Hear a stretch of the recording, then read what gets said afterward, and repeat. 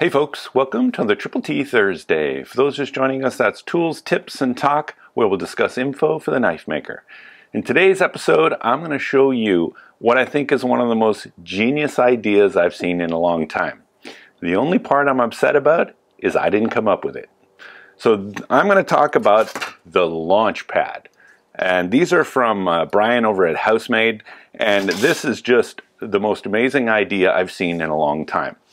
These are replaceable bricks for your forge that will replace hard fire bricks with castable refractory. So you don't lose all the heat from hard fire bricks. They're replaceable. They're just amazing. And we're going to test them out. So most people line the bottom of their forge with these guys. These are hard fire bricks. We use these because they're durable.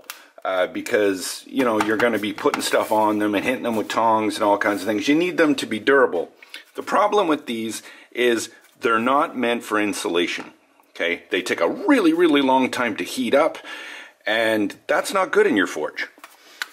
This is a soft fire brick. By its name, it's very soft. I can dent this with my fingernail.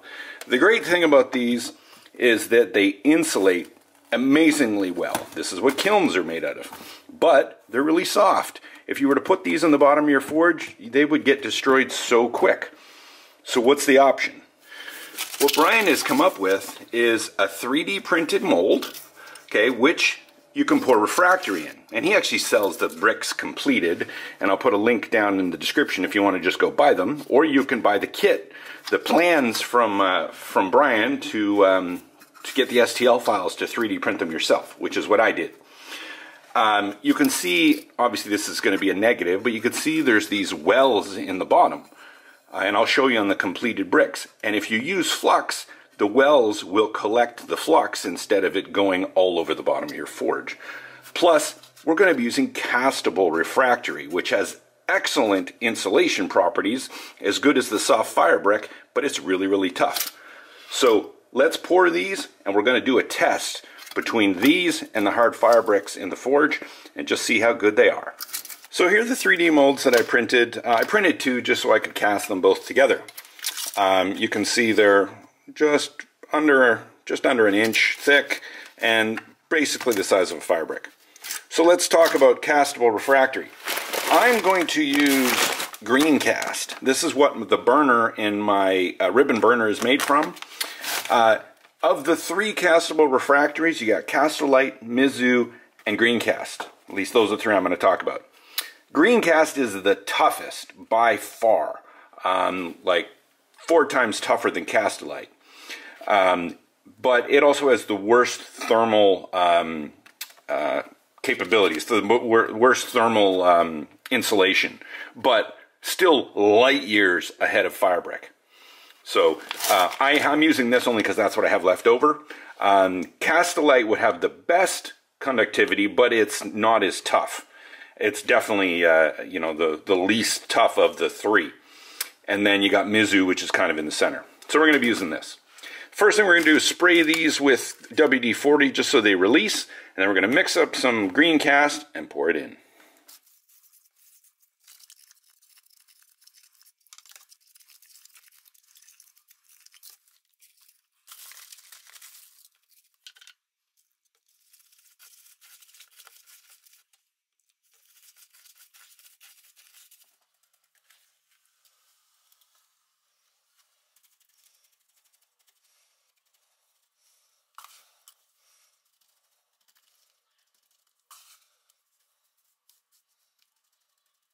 Okay, these have been in here a couple of days. Time to bust them out of the molds. Oh, they come out super easy. There they go. All right, now we're going to test them. Hey folks, wanted to mention our sponsor, Maritime Knife Supply. If you need anything for knife making, whether it's steel, hand material, tools, equipment, whatever it is, you can get it at Maritime Knife Supply. They even carry the perfect blade sharpening attachment by yours truly. So if you're up in Canada and you need a sharpening attachment, go get one at Maritime. So I've got the regular fire brick in here, the standard hard fire brick. I'm going to heat this up to 1800 degrees see how long it takes, what it looks like. We're going to put a piece of metal in there and just show you guys what it looks like with hard fire brick.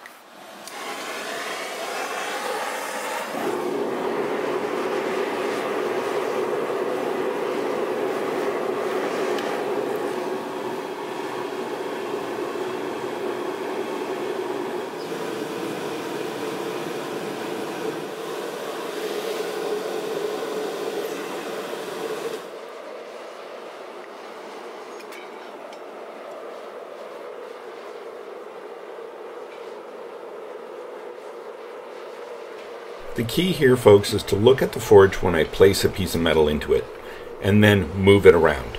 You see that dark spot underneath? It's immediately cooling as soon as I put a workpiece into it.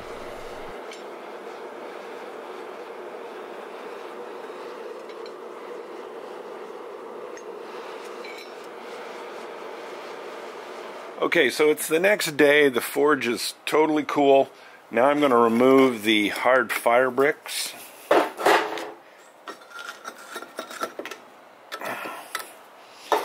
And now we get a better look at the LaunchPad fire bricks.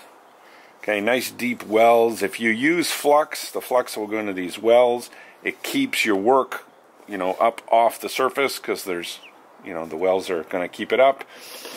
And they fit in nicely. Perfect. All right, let's turn it on and see how it does.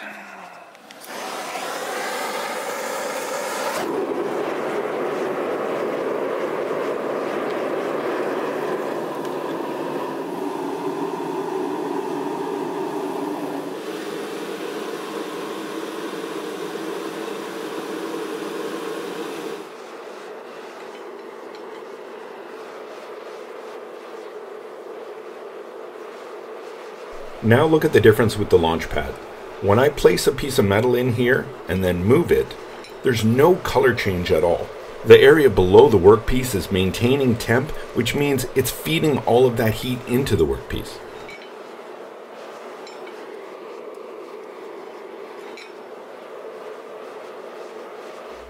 Well, folks, there you have it.